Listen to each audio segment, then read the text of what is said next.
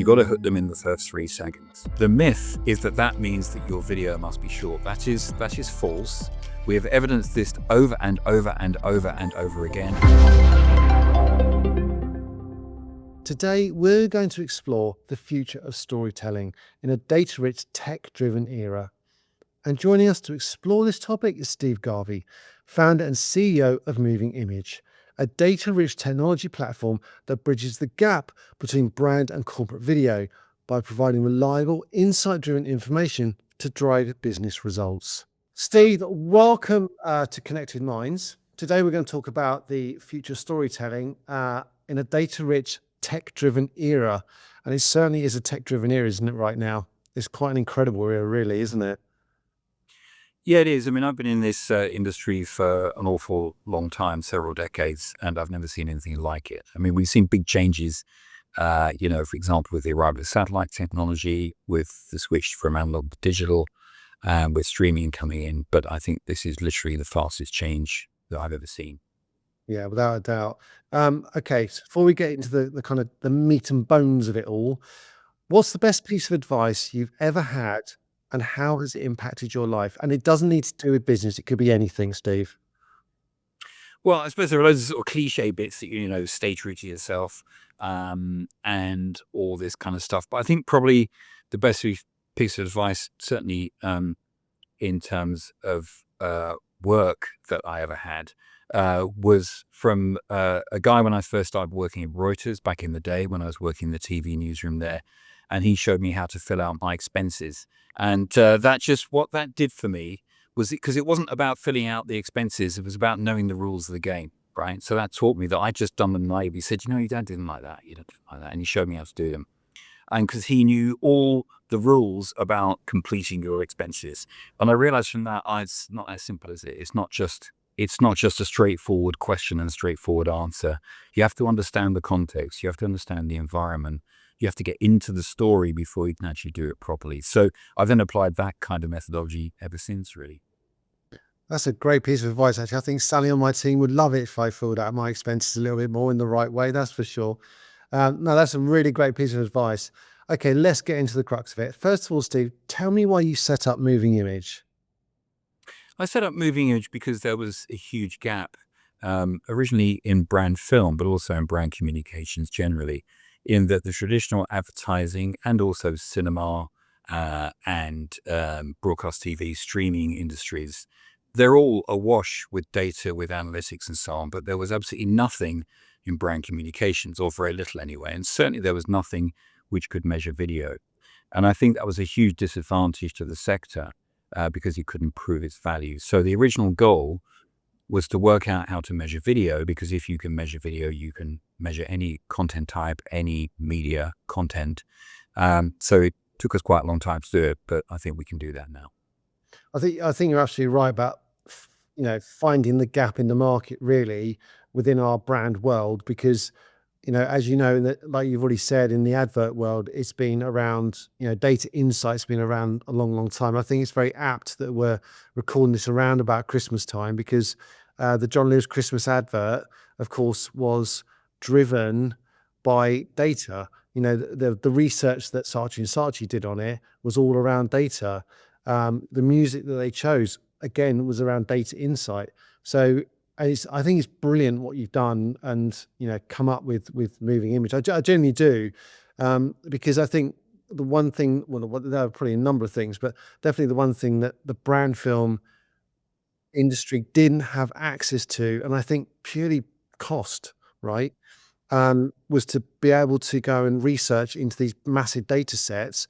And of course, the likes of John Lewis and many other huge retailers are using that to their advantage. So, I guess the next thing I'm really looking forward to hearing this is, do you have any, from your research, can you give any kind of real world examples where your platform has delivered like measurable creative value for, a company like mine or, other agencies? Yeah, I think a really good example, which I've got in this chart that's on the screen now, is actually just to see one way that you can attempt to measure creativity. Okay, so what we got here is a bar chart with two bars on it. The one on the left is what we call produced videos. So produced videos are videos produced by people like you, Rob, like NRG. It's actually, this data set doesn't include yours. But what we've done is we do this exercise quite frequently working with video production companies. And we ask them to identify films that they've made for a given brand. And then we look at all the other videos produced by that brand or posted by that brand on, in this case, LinkedIn. It could be any social media platform, but in this case, it's LinkedIn. And then we compare the two data sets.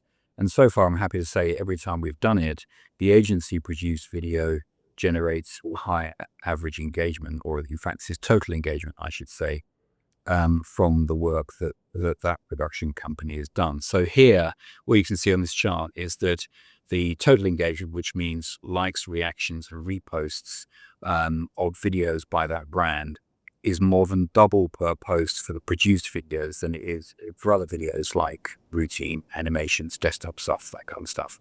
So that is one way that you can measure creativity. Now, in fact, that's not particularly what we do. I can't show you most of the stuff that we do because it's all done bespoke for brands and for production companies, and they use it in their business. But that's one approach you can take, where actually when you explain that as a common sense approach to saying what's one way you could measure the value of creative video production, that I think, we're always open to challenge and open to discussion, but we think that's a pretty valid way to look at one way that you can measure the difference in performance of creatively produced video compared to less creatively produced video.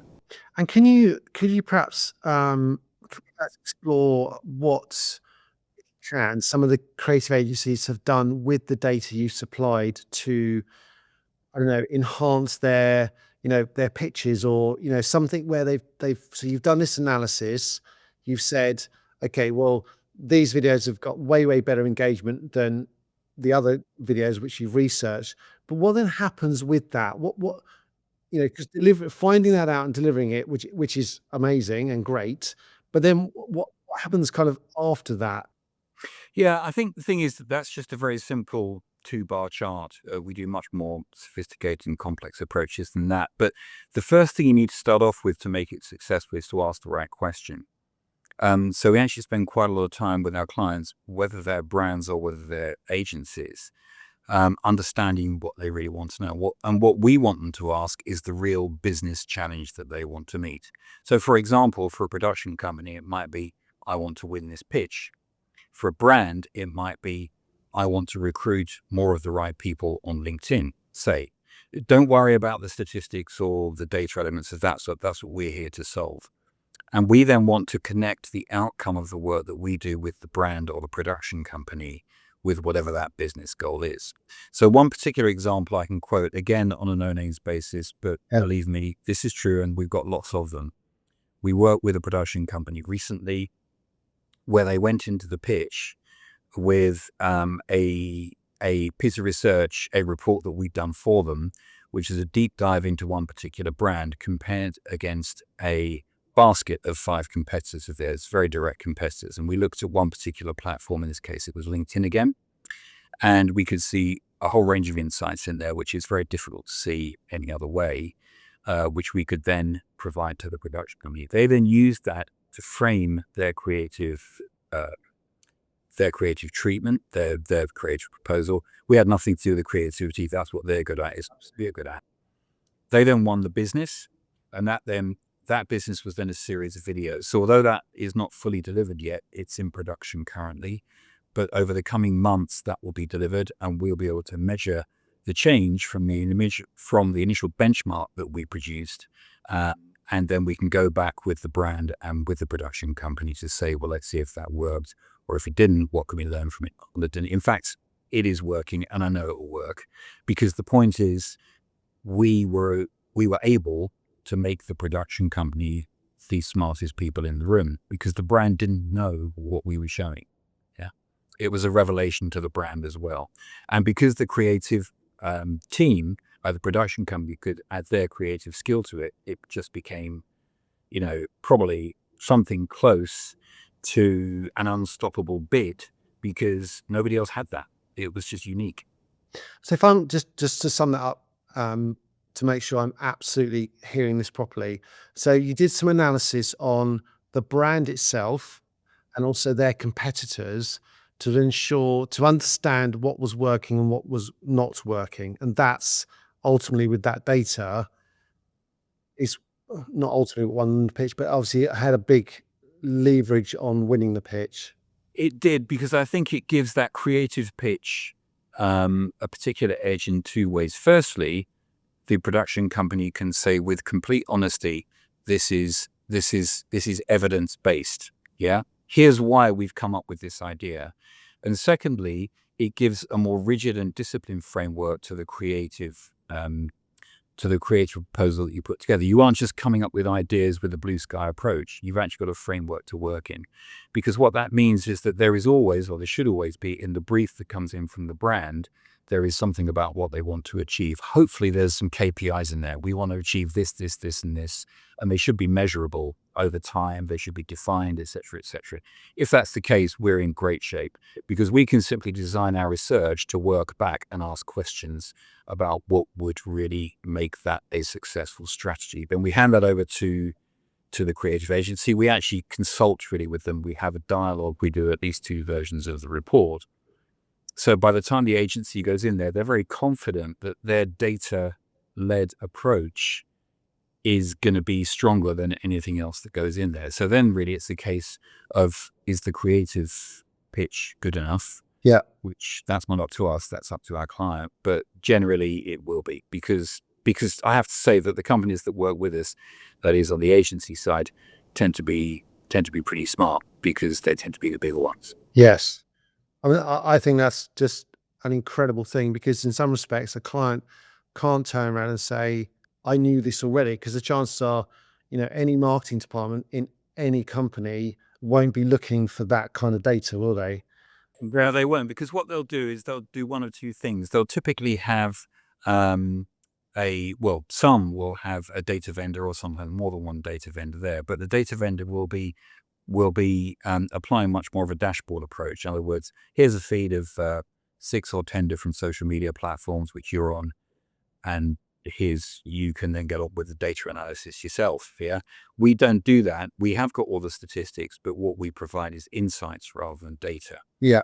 That we will then look at that, and we will watch the films in this particular case, or if we're looking at other media types, we will look at the images, or we'll look at the polls, or we'll look at the articles, and it won't just be up to the brand, because what we find with most of the brands is that they may have one of the dashboard-based sort of data analytics companies, but they rarely have the bandwidth to understand what it really means, and that's what we provide.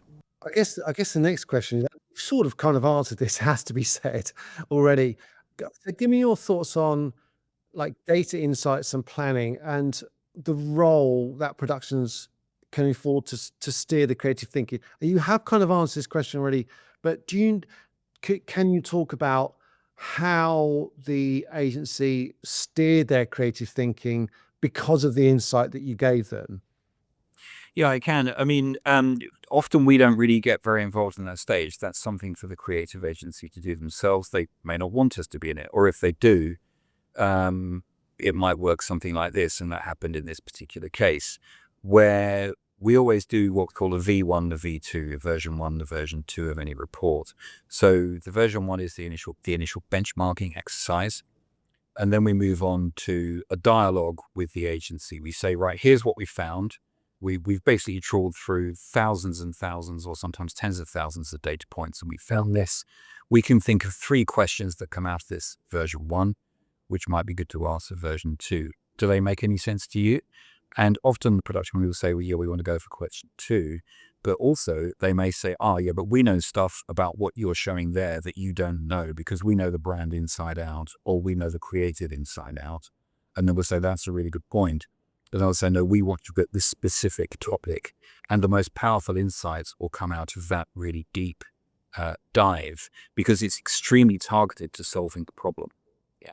So it's kind of creative in a way. I mean, we like to talk about matching creativity with analytics. We don't claim to be creatives ourselves, Yeah. but we do think is that we can talk the right language with creative people to make the data relevant to them, to make it kind of relatable to them. And then what will often happen is there'll be a sort of brief discussion, not normally a very long one, between us and the creative agency. We would think of this approach or that approach. Have you got anything else in the data that might tell us which way to go? So that's the way it will go. That's because when they get into their pitch, in this particular case, if it's a pitch, they may be put through some pretty rigorous questioning by the brand. They might say, where'd you get these numbers from? Is an obvious one, right? But then we've also been questioned, well, what are your methodologies? Do you follow the GDPR, which of course we do. Yeah. So we have that documentation ready if they wish to do it, but they want to be ready when they go in to answer those questions. And that's what we go through in the version 2. So by the time it goes into the pitch stage, or indeed beyond that into actual production, most of those questions should have already been explored in some depth, and everyone knows where they are. So you're working with a really solid base, both in terms of the evidence that you've used to reach your conclusions, the creative output that you've turned into a script or whatever it is for the output that you're generating, and the goals that you want to achieve. And do the insights that you provide dive into 5 seconds in, you need to be hitting these kind of emotions at, 10 seconds in, you need to be doing X, Y, and Z. There needs to be a hook at et cetera, et cetera.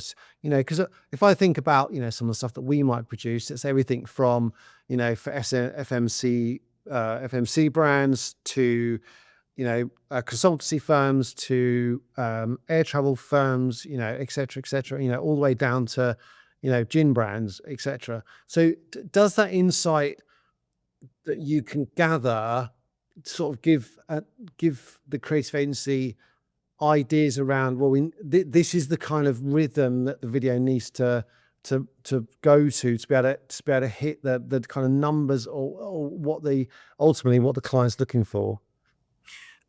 Yes, although I wouldn't say at this point that what we do is as, shall we say, precise as what you get in the advertising sector, for the simple reason that we're at a much earlier stage of the journey with this kind of content.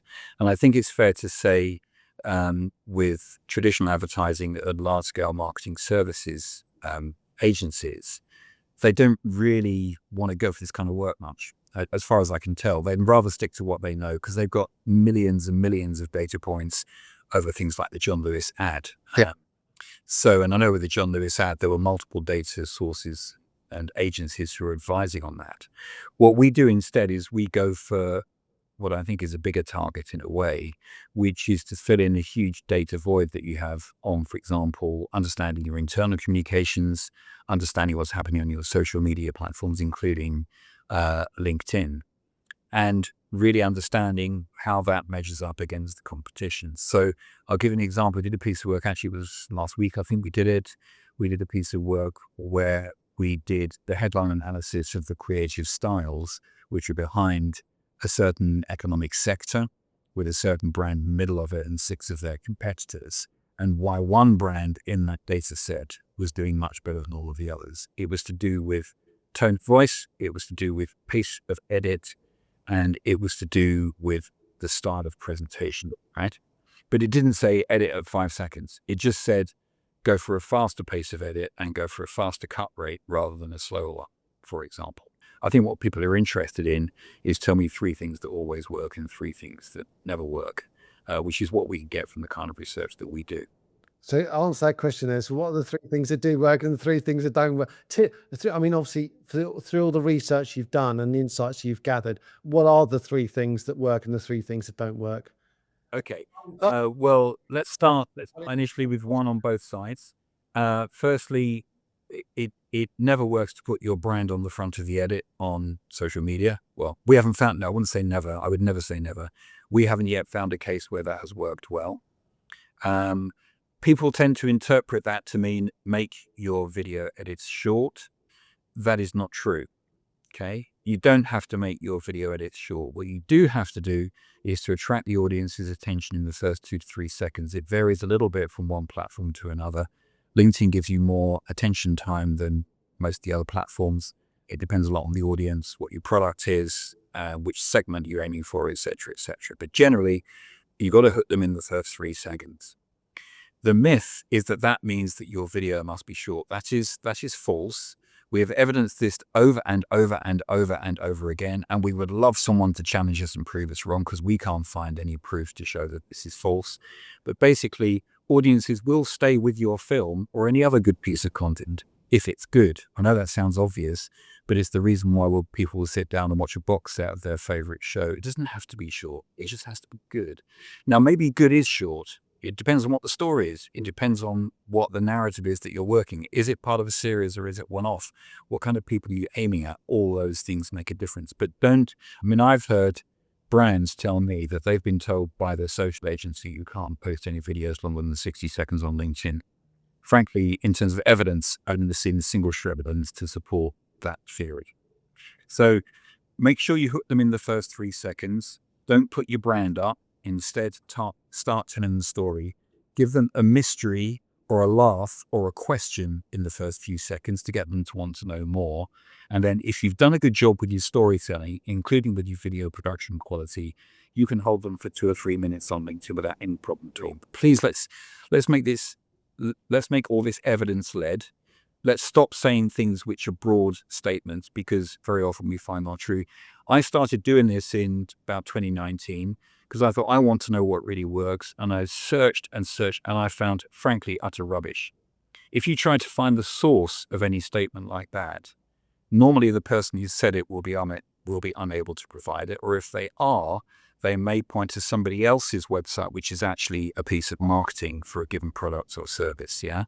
So what I'm interested in is the underlying data set and a sort of academic approach to understanding what that data set means. But with your platform, that clearly with your platform, you are getting those results, and the agencies that are taking up your service are getting the results as well. I mean, that's undeniable. Yeah. I mean, honestly, we haven't worked with an agency yet who hasn't won business off the back of what we've done with them. And I think that will continue and develop. I mean, one of the reasons I wanted to talk to you today, Rob, was because we want to help the market to understand what's possible here, because we appreciate this has not really been done, as far as we know, the way that we do it. And it's like a methodology, really, that you can learn. We don't want to make video anymore. I did loads of that when I was earlier in my career. I don't want to do that anymore.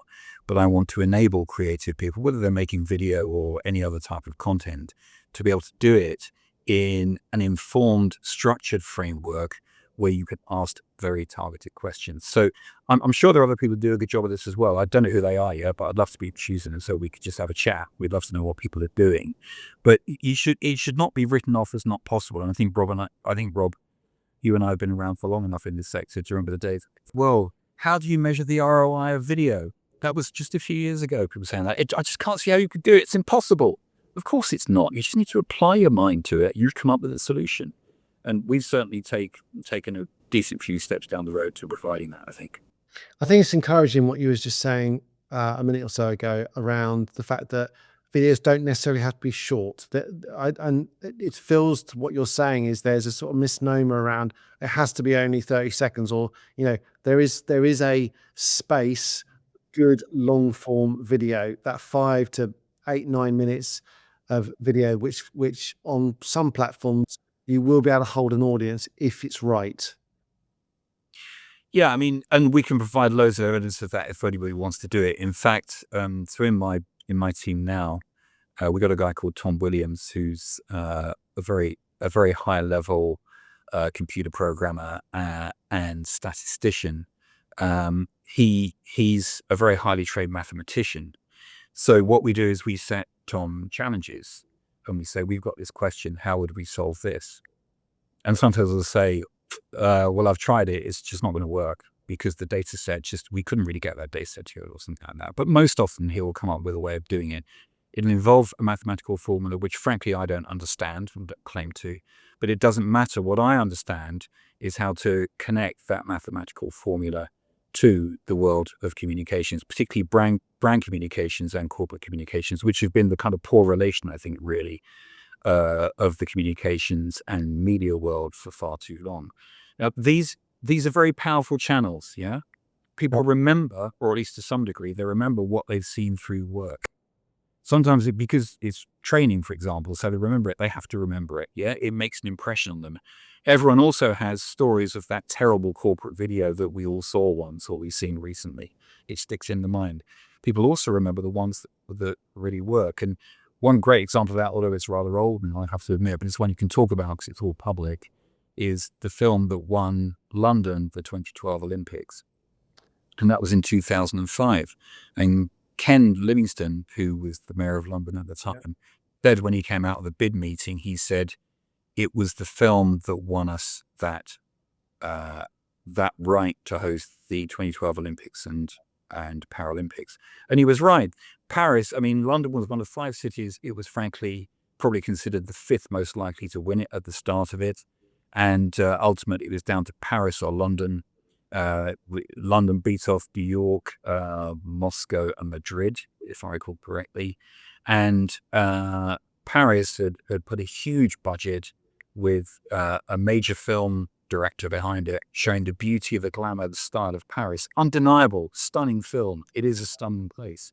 What London did was to show how this connects to the people of London, in particular the East End of London, and the legacy it was going to leave. And it had its feet on the ground, but it was still a beautiful film.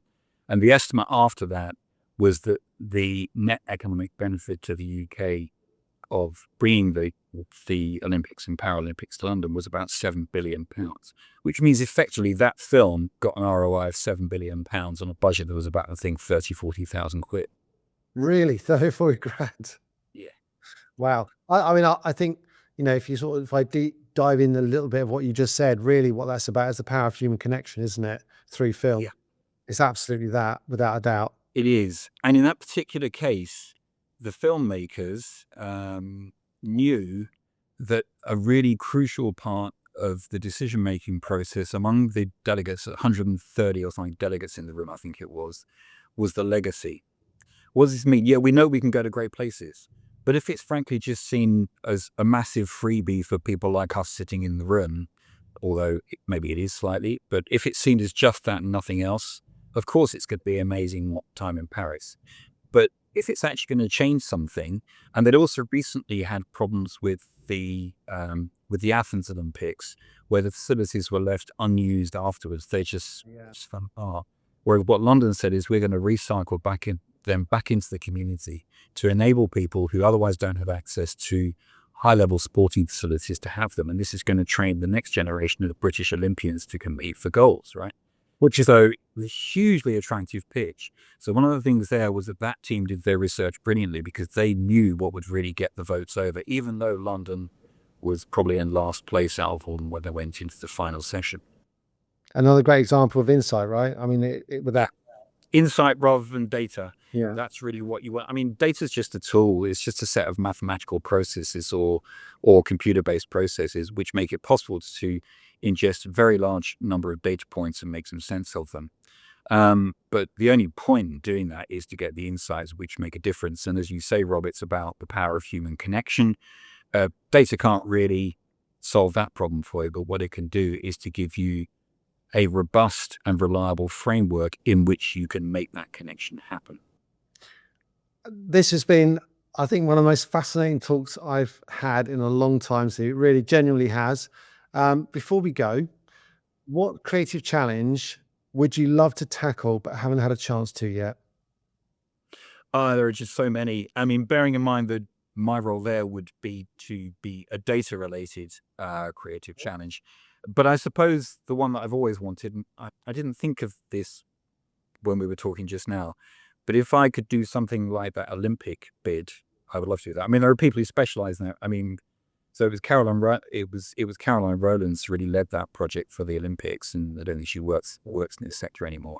But the chance to do that and then to use insight to bring about a change like that, not just in London, but it was a hugely impressive event, the way that was all staged by the UK in 2012. I would absolutely love to do that. That would be great. So something on a global scale. Fantastic. Fascinating, Steve. Thank you so much. Thanks for joining me today. Great. Thanks very much for the invitation. And it's always a pleasure to talk to you, Rob. If you enjoyed the show, like, subscribe and follow us. All reviews are welcome. We have lots more fantastic guests in future episodes of Connected Minds. Now at NRG Studios, we specialise in supporting businesses by crafting buyer journeys that captivate, engage and convert prospects to loyal customers. Our team of creative experts blends dynamic moving images with strategic digital ecosystems that connect buyers emotionally to your brand. So let's partner and build a visual experience that drives real results, and reach out today and let's bring your brand story to life. Thanks for listening. Until next time.